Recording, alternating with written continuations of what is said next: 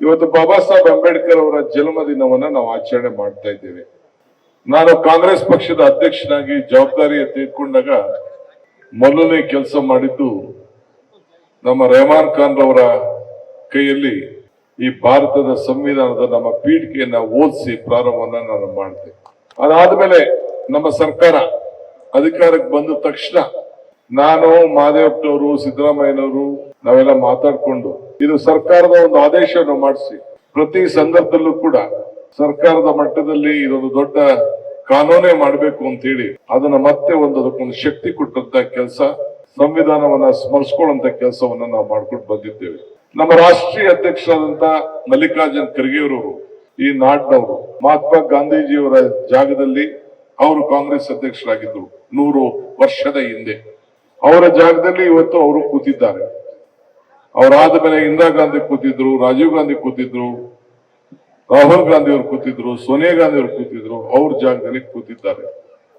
ಅವರ ಮುಖಂಡತ್ವದಲ್ಲಿ ಮೊನ್ನೆ ತಾನೇ ನಾವು ಬೆಳಗಾಂನಲ್ಲಿ ಜೈ ಬಾಪು, ಜೈ ಭೀಮ್, ಜೈ ಸಂವಿಧಾನ ಈ ಕಾರ್ಯಕ್ರಮವನ್ನು ಘೋಷಣೆ ಮಾಡಿ ಇಡೀ ರಾಷ್ಟ್ರಕ್ಕೆ ಒಂದು ದೊಡ್ಡ ಸಂದೇಶವನ್ನು ಕೊಟ್ಟು ಈ ನಮ್ಮ ಸಂವಿಧಾನ ಬಿಟ್ರೆ ನಮ್ಮ ಬದುಕಿಲ್ಲ ಅನ್ನೋದನ್ನ ಈ ಸಂದರ್ಭದಲ್ಲಿ ಎತ್ತಿ ಹಿಡಿದಿರೋದು ತಮ್ಗೆಲ್ಲ ಗೊತ್ತಿರುವಂತ ವಿಚಾರ.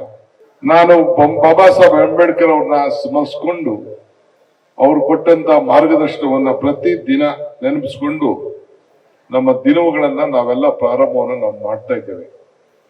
ನಮ್ಮ ರಕ್ಷಣೆ ಎಲ್ಲ ವರ್ಗದ ಜನ ಒಂದೇನಪ್ಪಾ ಅಂದ್ರೆ ಕೆಲವರು ಒಂದು ವರ್ಗ ಬರೀ ಪರಿಶಿಷ್ಟ ಜಾತಿ ಪರಿಶಿಷ್ಟ ಪಂಗಡಕ್ಕೆ ಮಾತ್ರ ಬಾಬಾ ಸಾಹೇಬ್ ಅಂಬೇಡ್ಕರ್ ಅಂತೇಳಿ ಕೆಲವು ಬಿಂಬಿಸ್ಲಿಕ್ಕೆ ಪ್ರಯತ್ನವನ್ನ ಮಾಡ್ತಾ ಇದ್ದಾರೆ.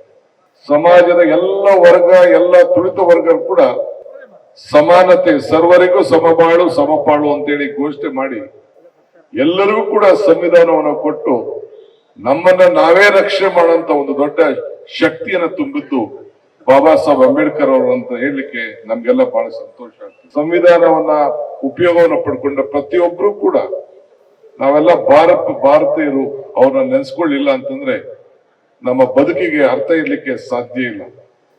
ನಾವು ಇವತ್ತು ಬಾಬಾ ಸಾಹೇಬ್ ಅಂಬೇಡ್ಕರ್ ಅವರ ಪ್ರತಿಭೆಗೆ ಪೂಜೆ ಮಾಡ್ತಾ ಇಲ್ಲ, ಅವರ ಪ್ರತಿಭೆಗೆ ನಾವು ಪೂಜೆ ಮಾಡ್ತಾ ಇದ್ದೇವೆ. ಅವರ ಪ್ರತಿಭೆಗೆ ಇದನ್ನ ನಾವೆಲ್ಲ ಕೂಡ ನಾವು ಸ್ಮರಿಸ್ಕೊಂಡಿರ್ಬೇಕು. ಇವತ್ತು ಕರ್ನಾಟಕ ಸರ್ಕಾರ ನೀವೆಲ್ಲ ತಂದುಕೊಟ್ಟಂತ ಒಂದು ಸರ್ಕಾರ, ಎಲ್ಲ ವರ್ಗದ ಜನರಿಗೆ ಶಕ್ತಿಯನ್ನ ತುಂಬಲಿಕ್ಕೆ ಒಂದು ಅವಕಾಶ ಮಾಡಿಕೊಟ್ಟಿದ್ದೀರಿ. ಕಾಂಗ್ರೆಸ್ ಶಕ್ತಿ ಈ ದೇಶದ ಶಕ್ತಿ, ಕಾಂಗ್ರೆಸ್ ಇತಿಹಾಸ ಈ ದೇಶದ ಇತಿಹಾಸ. ಕಾಂಗ್ರೆಸ್ ಅಧಿಕಾರಕ್ಕೆ ಬಂದ್ರೆ ಎಲ್ಲ ವರ್ಗದ ಜನರ ಅಧಿಕಾರಕ್ಕೆ ಬಂದಂಗೆ. ಹಿಂದೆ ಸಿದ್ದರಾಮಯ್ಯ ಸರ್ಕಾರ ಅಧಿಕಾರಕ್ಕೆ ಬಂದಿತ್ತು.